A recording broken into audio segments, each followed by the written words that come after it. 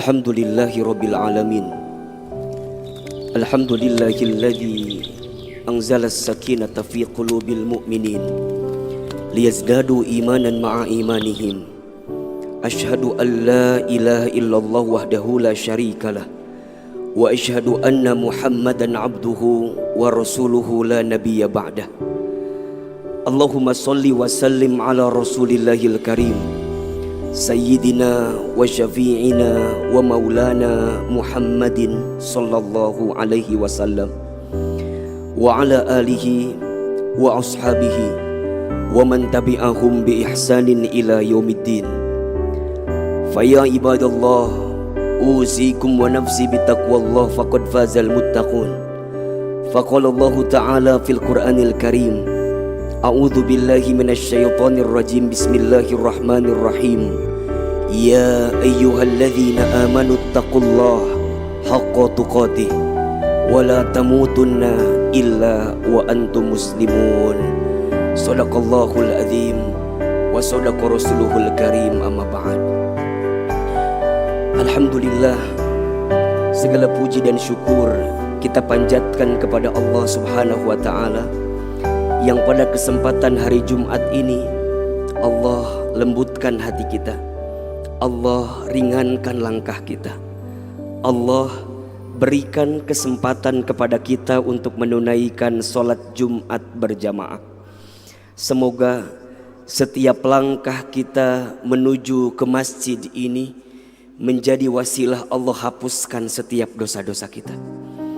Dan kita berharap kepada Allah, semoga dengan sholat Jumat yang kita tunaikan kali ini, Allah angkat derajat kehidupan kita, Allah muliakan siapapun di antara kita.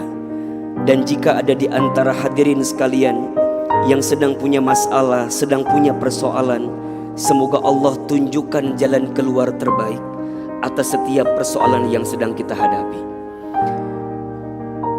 Dalam kesempatan khutbah Jumat kali ini, khatib berwasiat khusus untuk diri khatib pribadi dan umumnya untuk jamaah sekalian, agar kita senantiasa terus menerus untuk meningkatkan keimanan dan ketakwaan kita kepada Allah Subhanahu wa ta'ala.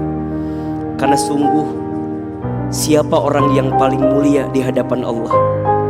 Ternyata yang paling mulia bukan orang yang paling kaya hartanya, yang paling mulia bukan orang yang paling tinggi jabatannya, yang paling mulia bukan orang yang paling terkenal namanya, tapi yang paling mulia di hadapan Allah adalah dia yang paling bertakwa dalam kehidupannya.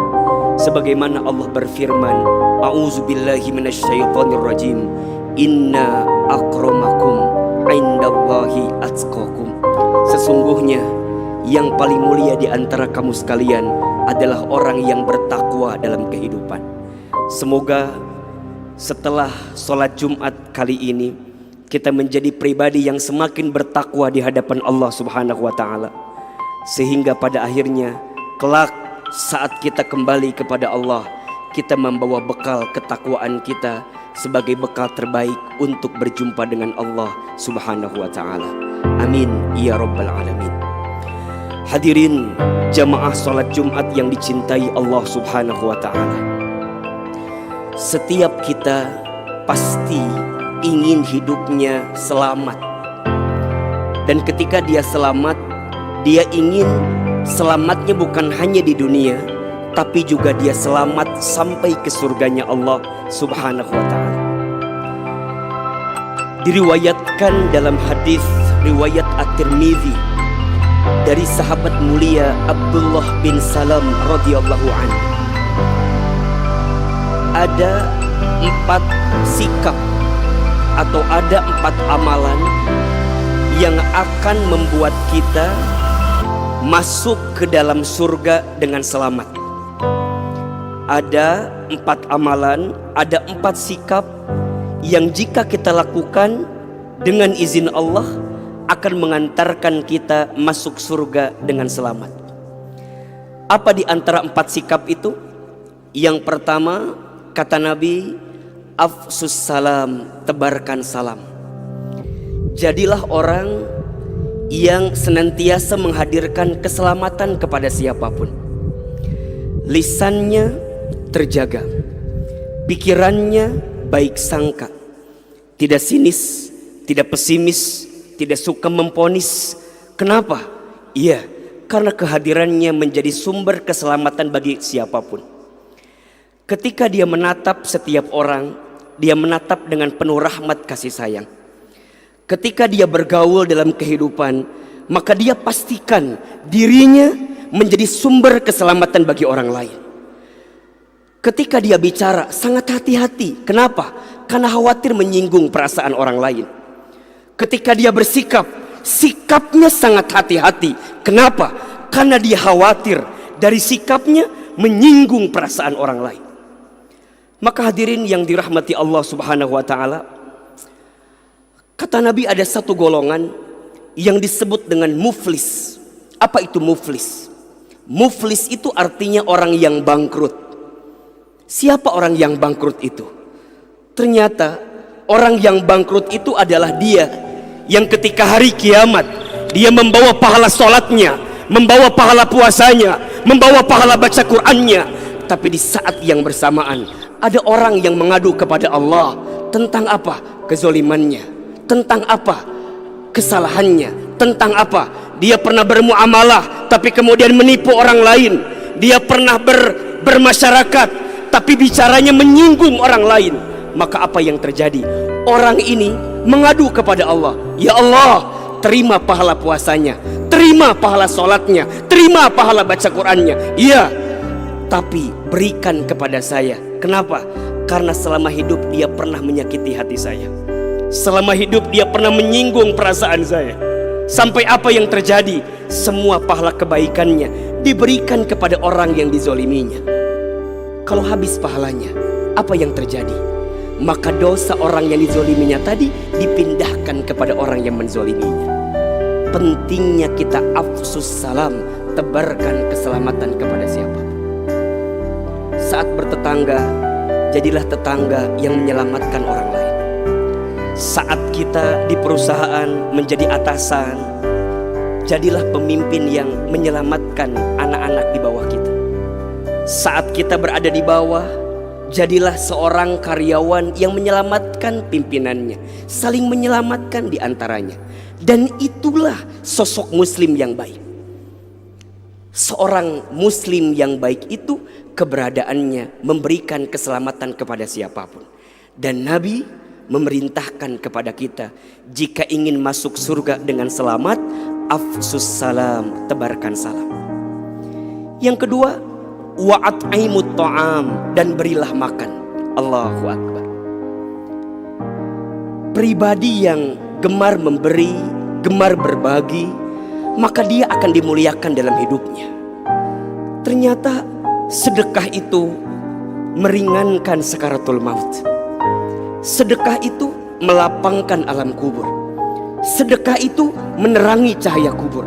Bahkan disebutkan dalam Al-Quran, berapa banyak orang yang sudah mati minta dihidupkan kembali kepada Allah. Apa permintaannya? Fa'asaddaqa wa akun minas solihin. Ya Allah, hidupkan aku walaupun sebentar saja. Maka apa permintaannya? Aku akan menjadi orang yang ahli sedekah dan menjadi orang yang soleh dalam kehidupan. Maka orang yang ahli sedekah memberi makan kepada orang, wallahu fi aunil abdi maka kanal abdu fi auni akhihi. Allah akan menolong hambanya selama hambanya menolong saudaranya. Maka ada filosofi hidup yang sangat bagus sekali. Terima kasih. Apa maknanya? Ternyata seberapa banyak yang ingin kita terima tergantung yang kita kasih. Ingin ditambah apa yang kita terima, tambah yang kita kasih. Ingin ditambah apa yang kita dapatkan, tambah yang kita kasih. Dan apa kata Nabi? Ma naqasat shadaqatun min mal. Tidak akan pernah berkurang harta yang disedekahkan. Justru semakin kita bersedekah, semakin Allah tambahkan. Kenapa? Karena keutamaan sedekah yang dihadirkan. Oleh karena itu, jika ingin masuk surga dengan selamat, bersedekahlah memberi makan. Bahkan kalau kita kutip surat Al-Ma'un, Allah Subhanahu wa taala memberikan peringatan kepada kita. A'udzubillahi minasyaitonir rajim. Ara'aital ladzi yukadzibu biddin. Apakah engkau tahu siapakah yang mendustakan agama itu? Saya ulangi. Siapakah yang mendustakan agama itu? Allah menjawab, fadzalikal ladzi yad'ul yatim wa la yahuddu ala ta'amil miskin. Orang yang mendustakan agama itu adalah orang yang tidak peduli kepada anak yatim dan orang yang tidak mau memberi kepada fakir dan miskin. Maka hadirin sekalian, jika ada fakir miskin di antara kita, ada orang yang sulit di antara kita, bantulah mereka. Kenapa? Karena ketika kita memberi kepada mereka, Allah muliakan kehidupan kita. Yang ketiga, wasilul arham, sambungkan silaturahmi, sambungkan kasih sayang. Jangan banyak menghabiskan waktu untuk bertengkar. Jangan banyak menghabiskan waktu untuk bermusuhan. Nabi SAW memberikan satu kabar gembira kepada kita, orang yang punya kasih sayang dalam hatinya. Apa kata Nabi? Irhamu man fil ardi yarhamukum man fis sama. Cintailah yang ada di bumi, maka yang di langit akan mencintai. Kalau ada orang yang berbuat salah, benci kesalahannya, jangan benci orangnya. Kalau ada orang yang berbuat maksiat, benci maksiatnya, jangan benci orangnya. Kenapa? Kalau di hati kita tidak ada kebencian kepada orangnya, maka akan ada doa yang kita panjatkan kebaikan untuk dirinya. Maka orang yang senantiasa menyambungkan silaturahmi, bahkan kemudian dia orang yang menebar kasih sayang, bahkan ketika disakiti pun dia berani memaafkan, mau memaafkan, bisa memaafkan. Maka tolong catat ini. Barang siapa yang ingin dibangunkan istana di surga, lakukan 3 hal ini. 1, falyafu amman dolamaka, maafkan orang yang menyakitimu. 2, wal yu'ti man haramaka, memberilah kepada orang yang tidak memberi kepadamu. Dan yang ketiga, wal yasil man qata'aka, sambungkanlah silaturahmi dengan orang yang pernah memutuskannya dengan dirimu. Maka mohon maaf hadirin, jika siang ini ada yang sedang bermusuhan, jika siang ini ada yang sedang bertikai, sepulang dari sini belajar mendamaikan semua itu. Karena sungguh orang yang menghabiskan usianya dengan bermusuhan dalam hidupnya, dia akan jauh dari rahmat kasih sayang Allah Subhanahu wa taala. Inna rahmatallah qaribun minal musinin. Sesungguhnya rahmat kasih sayang Allah itu sangat dekat dengan orang yang senantiasa berbuat baik. Maka jika ingin masuk surga dengan selamat, wasilul arham, sambungkan silaturahmi.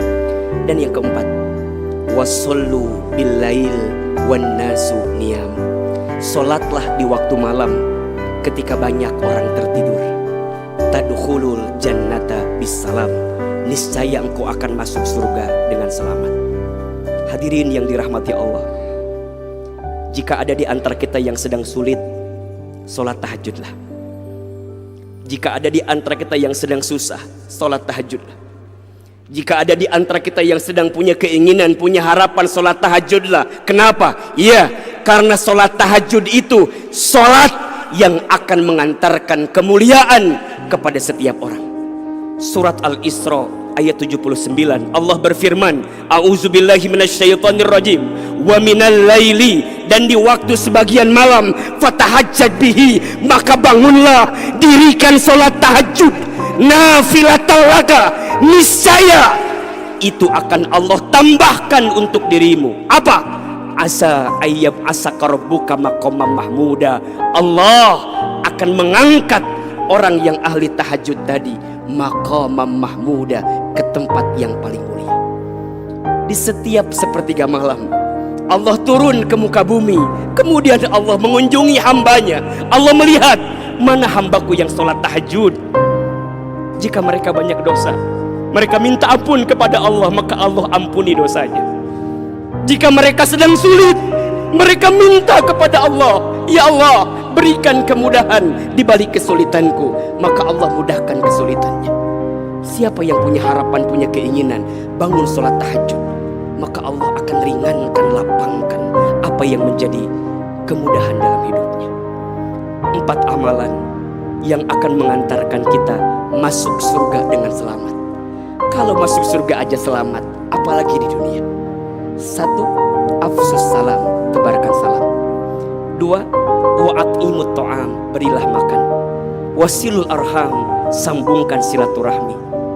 Wasullu billail wan nasu niyam, salatlah di waktu malam, di saat banyak orang tertidur.